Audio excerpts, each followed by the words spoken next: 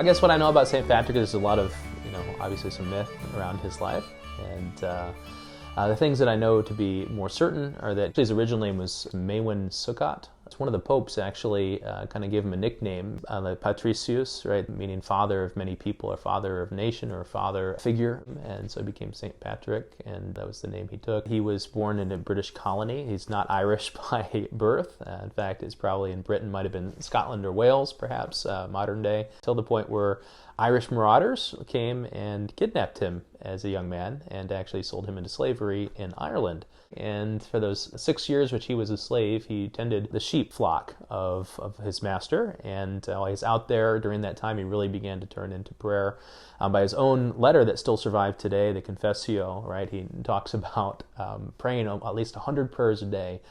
After about 6 years, he was in a cave, but he heard a voice saying that I've prepared a boat for you, and it's time to leave. You're going to go on a journey. And so he ran away as an escaped slave, and he went about 100 or so miles through Ireland to the coast, found another marauding ship there, convinced some of the guys on that ship to stow him away, and that's how he escaped as a slave and went back to Britain, the colonies there. During that time, he started practicing his faith more fully, coming back. He went to study in France and tours for a time.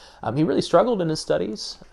He missed 6 years of schooling, and so he was pretty behind, and he was always kind of embarrassed of his Latin, something he wasn't very proud of, and probably the reason he didn't write more than he did is for that reason.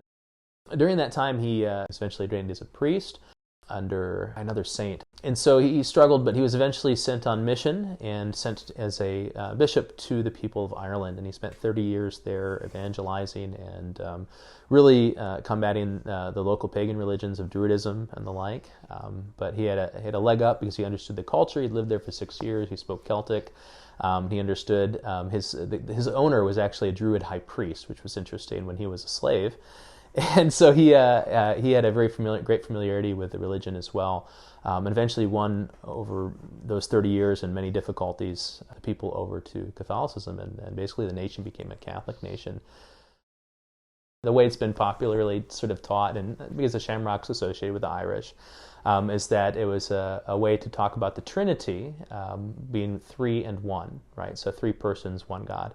This is the Catholic, the Christian belief about God, that God is one God with one nature, but three divine persons, Father, Son, and Holy Spirit. And so when you hold that shamrock up and it has sort of the three different parts on it, he would say, look, you can have three and one. It's one shamrock, but then three different sort of elements of the shamrock. And that's been sort of a popular version of sort of showing how something can be both three and one.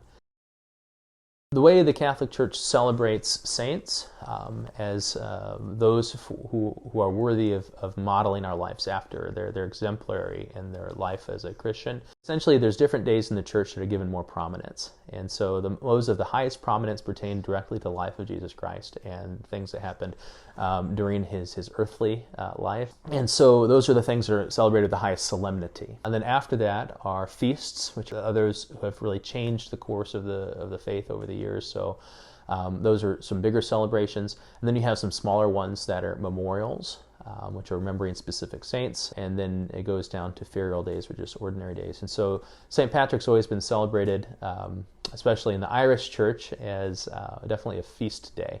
One of those higher celebrations. That means you'd usually have Mass, you'd have some different ways of sort of honoring his patronage. It's only more modernly that we've turned it into a drinking holiday, but yeah.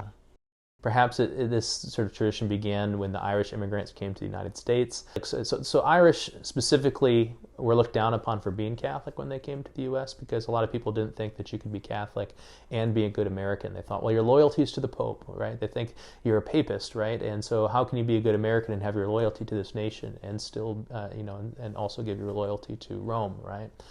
And so as that sort of changed in American Catholic history, over the last years, where people are like, okay, you can be a Catholic and you can be an American and that sort of thing. I think that celebration has been shared more culturally as a way of sort of celebrating a holiday outside of a culture that broadly took it seriously. And that might have just sort of adapted from there and became something that's more widespread. And then, and I think as it's entered more the general culture, that drinking has has increased to greater extremes, and that we've lost sort of the religiosity of the celebration. His faithfulness, his zeal, and willingness to share the faith with others, to be able to talk about his faith in a public way, I think that's something that's worth emulating. One of the beautiful things about the Irish is the Irish devotion to the faith, but that's why it's so important, because he brought Catholicism to the nation, and that changed everything. Ireland became a Catholic nation and kind of set the roots for a lot of what happened over the next 1,000 years or so. And so it has an effect far beyond the Irish that's pretty amazing. And I think that's probably what I would hope, is that people realize how much faith has to add to culture and add to the way of life.